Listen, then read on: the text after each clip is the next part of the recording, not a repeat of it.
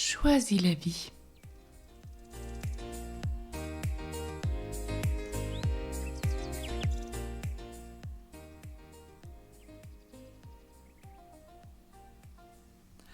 Organiser, gérer, planifier. Voilà des mots que je n'utilise peut-être pas facilement parce qu'ils me semblent très éloignés de la spiritualité et de ce qui me paraît essentiel dans ma vie, la rencontre avec Dieu. Mais précisément, l'organisation, la structure de mon temps, la planification de mes activités, la gestion de mon budget sont des initiatives qui remettent mon être au premier plan.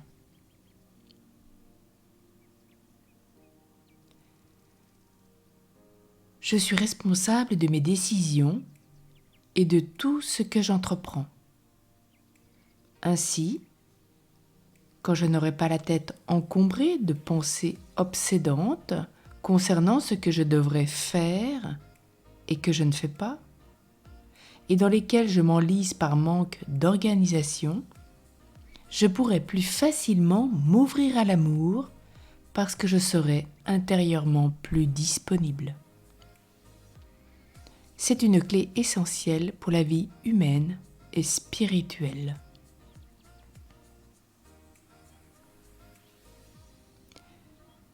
Que je trouve la meilleure façon de m'organiser. Est-ce de tout noter sur un calendrier ou un agenda et de penser à le consulter chaque jour?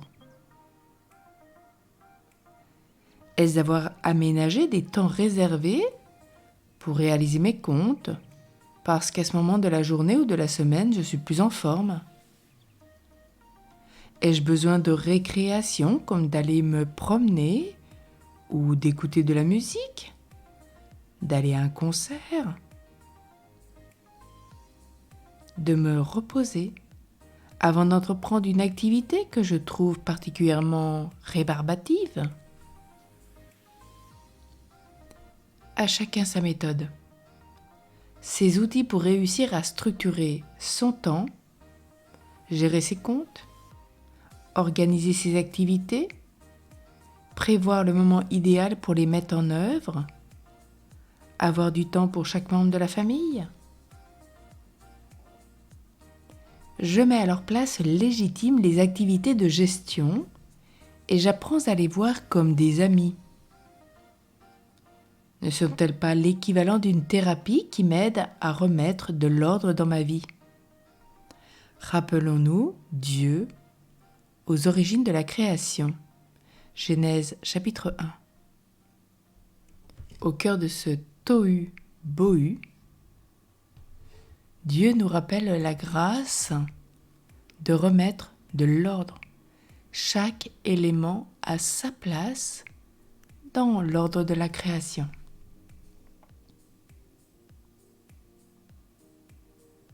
Puis, après le péché des origines, Genèse chapitre 3. Dieu remet de l'ordre dans le désordre du péché. Est-ce que ma vie est ordonnée? C'est peut-être un mot aujourd'hui qui fait peur à beaucoup, l'ordre. Mais une société? Nous qui vivons les uns avec les autres tous les jours, nous avons besoin d'ordre. Imaginons que chacun fasse ce qu'il veut, sur la route, là où il est.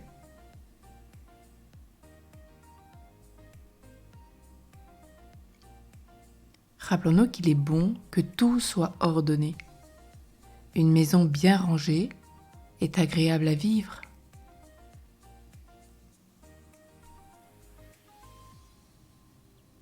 Alors, plus j'aurai du temps à faciliter, à structurer mon temps, plus j'en aurai à gouverner naturellement ma vie.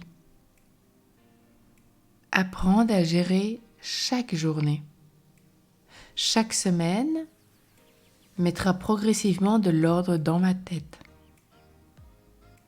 Ce sera la meilleure façon de sortir du flou et du vagabondage mental. Alors c'est Saint Ignace de Loyola qui nous donne un très bon exercice, car nous entendons souvent beaucoup de personnes nous dire « je n'ai pas le temps ».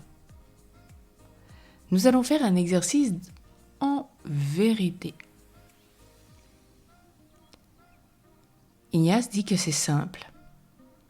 Prenez une simple feuille de papier, assez grande,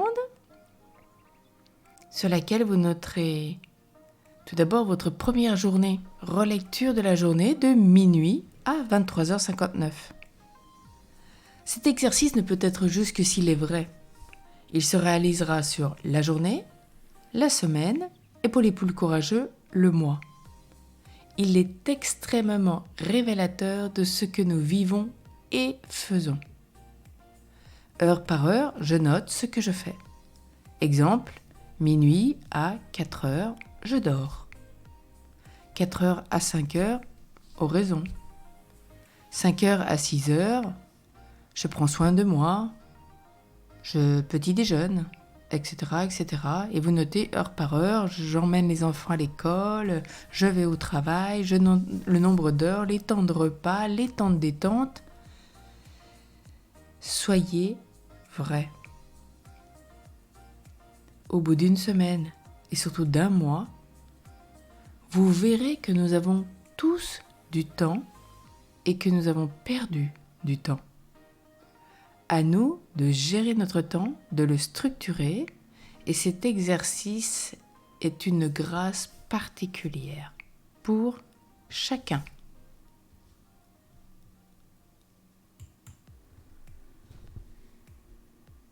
Alors, ayez du cœur, du courage, soyez vrai, réalisez-le, et vous verrez que votre vie va s'organiser, se gérer, se planifier.